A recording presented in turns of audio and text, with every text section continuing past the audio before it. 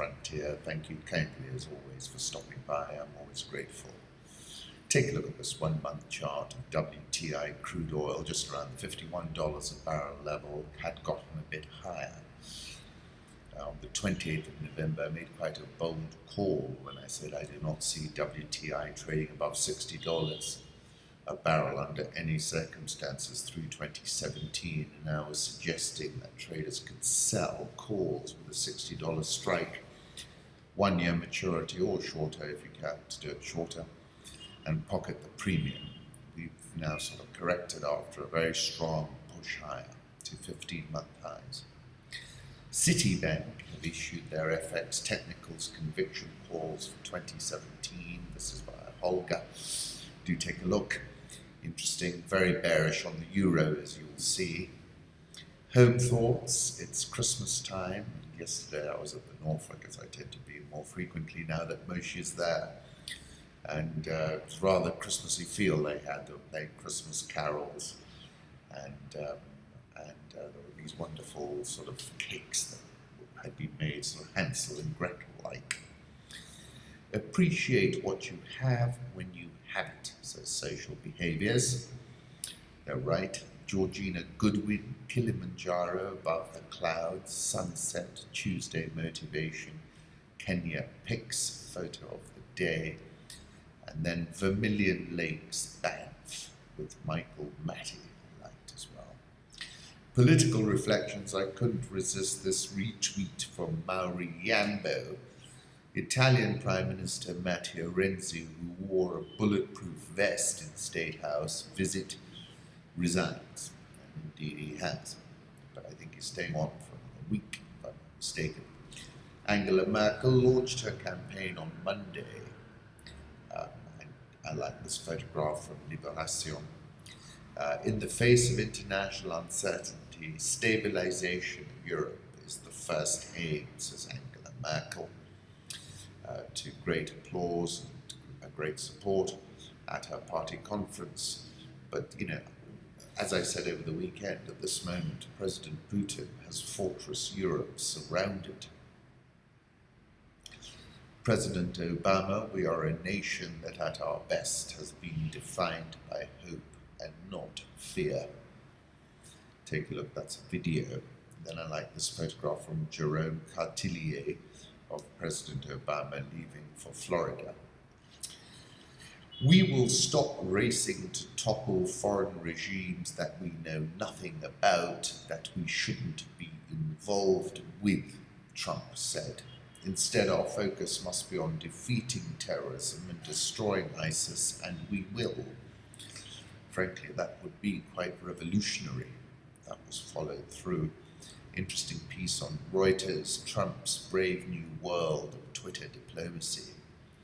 When it comes to managing relations with China, Trump is tearing up the rule book, first by using Twitter to announce his telephone call with Taiwanese President Tsai Ing-wen, and then in his Sunday afternoon complaints over Beijing's economic and military policy. Traditionally, the key events in something as strategically crucial as Sino-US relations are heavily discussed for hours, if not days, at the highest ranks of government. The new president-elect, however, shows every sign of being more spontaneous and looks set to continue to use his personal social media posts in a way that will terrify foreign policy purists. What we will shortly have in the Oval Office, however, is a businessman and perhaps more importantly, a reality TV and social media star whose arguably strongest skill set is in generating controversy and attention. Take that habit too far, you could easily start a war. Twitter, as I tweeted yesterday, is the sharp blade of President-elect Donald Trump's foreign policy. It is the first thing I check when I wake up. Zero hedge is Trump calling out Xi Jinping, according to the Washington Post. The phone call from Taiwan to Trump was no chance happening. It had been planned for weeks, and people in Trump's inner circle are looking to closer ties to Taiwan and a tougher policy toward Beijing. This suggests that Trump was aware there might be a sharp retort from Beijing, and that his tweets dismissing Chinese protests and doubling down on the Taiwan issue were both considered and deliberate. Well, the fat is in the fire now. Across Asia, every capital is waiting to see how Xi Jinping responds, for a matter of face would seem to be involved. And I've written earlier that, yesterday actually, I think Trump is going to be a lot more adversarial towards China. In part, the Putin outreach is part of the China triangulation. And then on the 14th of November, my piece, Here Comes President Trump. And I said, he's already indicated China is the main adversary. And it's difficult to understand why the US was seeking to send Vladimir into Xi Jinping's ready embrace. To triangulate China, the US needs Russia on its side and not on China's. Therefore, I see Trump playing a Ronald Reagan game. Trump apparently missed the Trump rally. The spokesman says the stock market, of course, has rallied sharply since the announcement of President Trump. Boeing and Sprint shares were roiled by Trump tweets just yesterday. Now some are building algos to trade on those tweets. I thought that was pretty good. 10 seconds elapsed between Donald Trump's tweet and the so-called drop in Boeing stock. That's Eric Stott Hunsader. Putin's Russia seeks to project power with modern military. With an aircraft carrier deployed off Syria's shores and hundreds of new jets, missiles and tanks entering service each year, President Putin can project Russian military power on a scale unseen since Soviet times. The military reform has given Russia, the Kremlin and Mr. Putin a usable instrument of foreign policy, which Russia did not have for a quarter century, said Dmitry Trenin. Over the weekend I wrote that piece, The Parabolic Rebound of Vladimir Putin.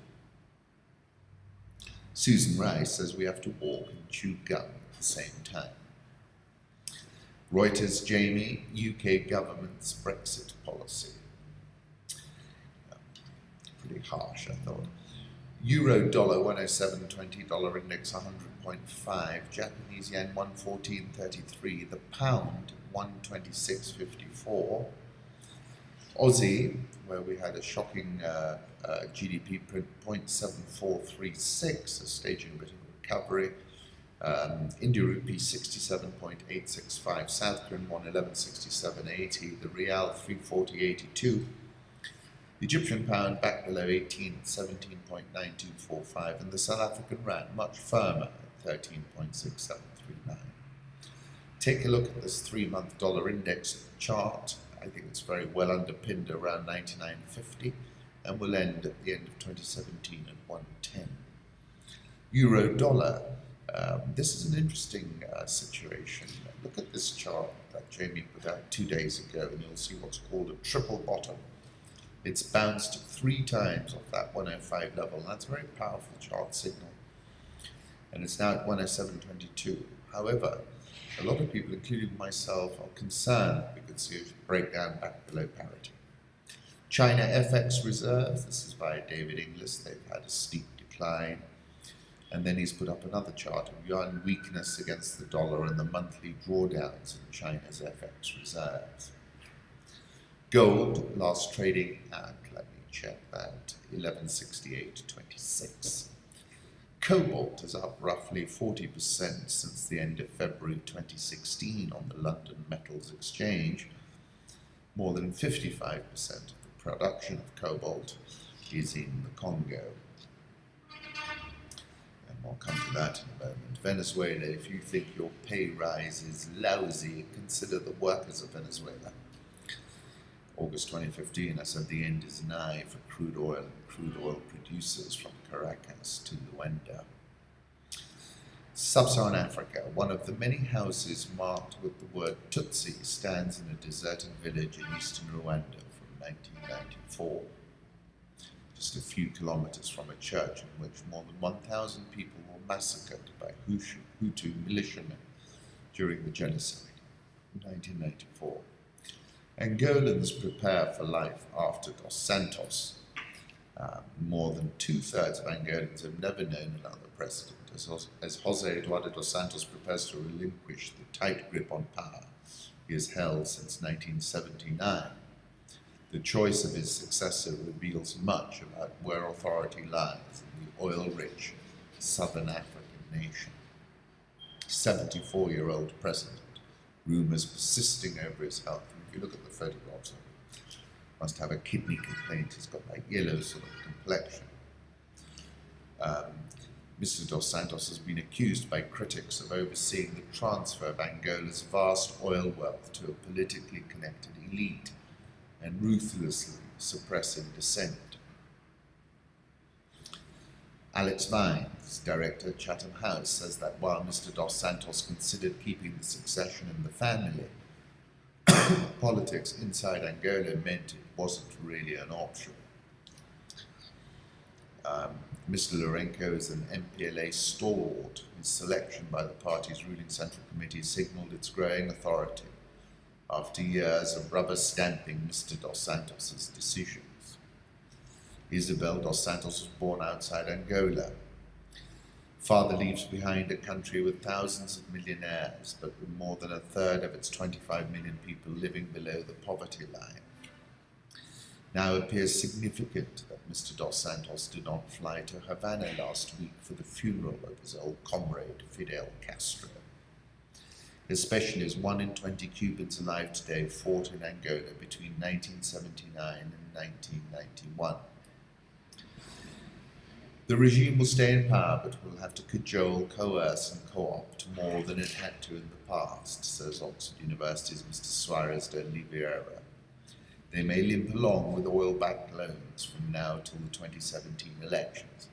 The question is what happens in 2018? Where is this country going fiscally? How will it pay its bills?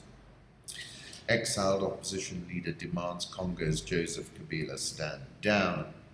This is Moishi Katumbi has promised to return home from self-imposed exile and risk arrest if President Kabila refuses to leave office when his term ends this month. A group of Congolese bishops is seeking to broker a deal that would facilitate Mr. Kabila's leaving office, but his ruling coalition has already branded their efforts a failure. Katumbi, the most popular politician in the DRC, said he would return if the talks collapsed. I'm going to be on the side of the people, he said from Washington. The country does not belong to one person. There's a time to come and a time to go. Mr. Katumbi left the DRC in May to seek medical treatment shortly after being accused of hiring mercenaries. Previously, Governor of Katanga Province said he did not fear arrest or worse. I'm not afraid, because Mr. Kabila has already killed so many, he said, referring to people killed in protests, particularly the several dozen killed in the capital, Kinshasa, in September. In an attempt to encourage Mr. Kabila to leave, Mr. Katumbi said he would not lobby for the president to be tried for any alleged abuse of office.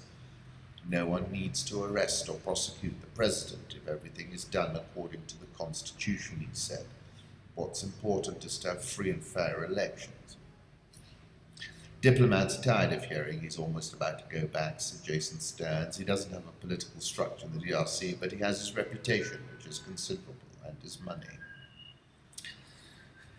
On the 6th of June 2016, birthday boy President Joseph Kabila is constitutionally barred from running for the third term, I wrote, and Moishi Katumbi had set out his stall as a formidable adversary. In fact, the numbers were building, and Katumbi must have been thinking this might just turn into a tsunami. President Kabila, however, outwitted Katumbi by removing him from the street in the Congo entirely. It might well prove a cleverly administered technical knockout. President Mugabe had his State of the Nation address yesterday, praised resilient Zimbabweans, did not mention bond notes. 92 years old, stumbled through a 30-minute State of the Nation speech in Parliament that lavished praise on the security forces for maintaining the peaceful environment that we have.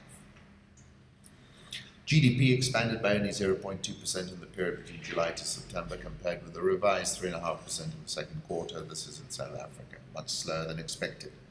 Decline in manufacturing is very concerning, Chief Economist Nedbank. Manufacturing now accounts for only 13% of the economy, down from around 25% 2 decades ago. South African all shares down 3.47% this year and closed at a 9.5-month closing low. Dollar rand, take a look at the 6-month chart. I think people feel that President Zuma is now wounded, or mortally wounded. Egypt, China signed a currency swap deal worth $2.62 billion. The Egyptian pound just below 18, probably supported by that currency swap deal. Look at this photograph of President Buhari and Professor Wole Soyinka. Nigeria all share down 10.37% this year. I took a bunch of pictures in Accra yesterday, but this is my favorite. Many people's one nation, Ghana decides. There's the election in Ghana. Ghana Stock Exchange is down 22.58% this year. Jamii Bora Bank Limited has received a 600 million shilling capital injection from Chicago-based private equity fund Equator Capital Partners, LLC. As investment sees Shortcap 2 become a significant shareholder of the bank with a stake of more than 15%. Wazua says Equator Capital lands on 15% of Jamii Bora Bank. Question becomes, what was the book value at acquisition? 3 of the old men of Meru National Park together, protected by KWS Kenya, is still going strong.